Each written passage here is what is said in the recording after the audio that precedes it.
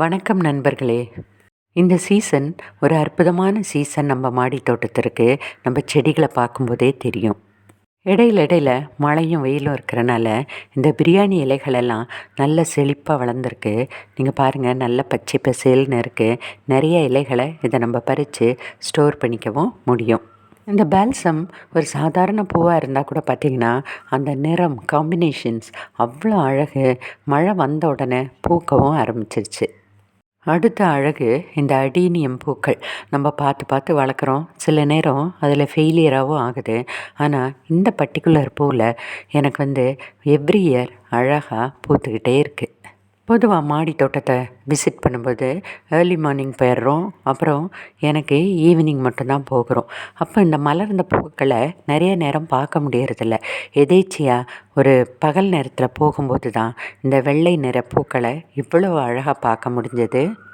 வெள்ளை நிறத்தில் நல்லா அடுக்கடுக்காக இருக்கிறத பார்க்கும்போது ஏஞ்சலிக் ரோஸஸ் தான் ஞாபகத்துக்கு வருது. அடுத்தது இந்த டேபிள் ரோஸ் பார்த்திங்கன்னா வேறு வேறு கலர் அதான் மிக்ஸ் ஆகி அந்த பாலினேஷனில் இப்படி ஒரு டிஃப்ரெண்ட் கலரில் வருது. இப்போ இந்த மஞ்சள் பூக்களும் நல்ல பெருசு பெருசாக சிங்கிள் பெட்டல் டேபிள் ரோஸ் வந்திருக்கு. எல்லாத்திலும் பார்க்கும்போது எனக்கு இந்த மெஜந்தா கலர் டேபிள் ரோஸ் ரொம்ப பிடிக்கும். ஏன்னா எப்படிப்பட்ட இடத்துல இருந்தாலும் அந்த கலர் எல்லாரையுமே அட்ராக்ட் பண்ணக்கூடிய ஒரு கலர். அவ்வளவு அழகாக இருக்கும். நிறைய பட்டர்ஃப்ளைஸையும் அதை அட்ராக்ட் பண்ணிகிட்டே இருக்குது. இதெல்லாமே நமக்கு சுலபமாக மாடி தோட்டத்தில் கிடைக்கிது.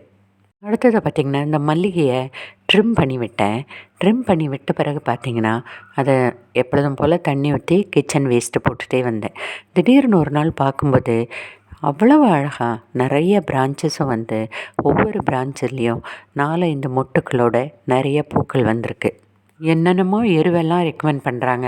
ஆனால் நம்ம வளர்க்குற மாடி தோட்டத்திற்கு நம்ம வீட்டில் இருந்து வேஸ்ட் ஆகிறத போட்டாலே போதும், நமக்கு போதுமான அளவுக்கு பூக்கள் கிடைக்குது. அடுத்தது இந்த அடுக்குமல்லி, இதுவும் இப்போ பூக்க ஆரம்பிச்சிது. இந்த சிகப்பு தண்டுக்கீரை நிறைய விதைச்சதில் நிறைய விதைகள் வரவே இல்லை. அங்கொன்றும் இங்கொன்றுமா மட்டும்தான் செடி வந்தது. அப்புறம் பார்த்திங்கன்னா இடையில் பெய்த அந்த மழையில் செடிகள் ரொம்ப அழகாக செழிப்பாக வந்துருச்சு. இன்றைக்கி நான் அதை அறுவடையே பண்ண முடிஞ்சது என்னால். தக்காளி இப்போ காய்க்க ஆரம்பிச்சிருக்கு. 1-2 செடி தான் நான் வச்சுருக்கேன். அதில் பார்த்திங்கன்னா இந்த சாதா தக்காளி, அடுத்தது இது செரி டொமேட்டோஸ், இதுவும் இப்போ காய்க்க ஆரம்பிச்சிது. தக்காளி எவ்வளோ இருந்தாலும் நமக்கு அது தேவை தான் நம்மளோட சமையலுக்கு. அடுத்ததாக பார்த்திங்கன்னா இந்த கருவேப்பிலை செடி ஒரு 4-5 இருக்குது. பூத்து காய்த்து முடிஞ்சது. எல்லாத்தையும் கட் பண்ணி விட்டுட்டேன். இப்போ பெய்கிற மழையில் அவ்வளவு அழகாக பச்சை பசேல்னு இப்படி நிறைய பிரான்ச்சஸ் விட்டு நமக்கு வந்திருக்கு. இந்த கருவேப்பிலை மட்டும் கடையில் வாங்கும்போது நிறைய பூச்சிகளோடு தான் நமக்கு வருது. வீட்டில் கிடைக்கிறது இப்படி ஃப்ரெஷ்ஷாக ஆர்கானிக்காக நம்ம யூஸ் பண்ணிக்கலாம்.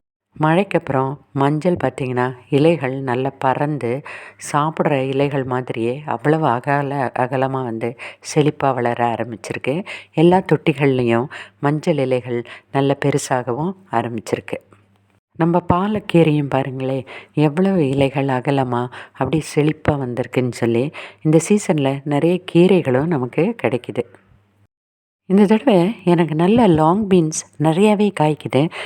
தினம் பார்த்திங்கன்னா 6-7 காய் கிடைக்குது. அது சேமித்து வச்சு பண்ணுறேன்.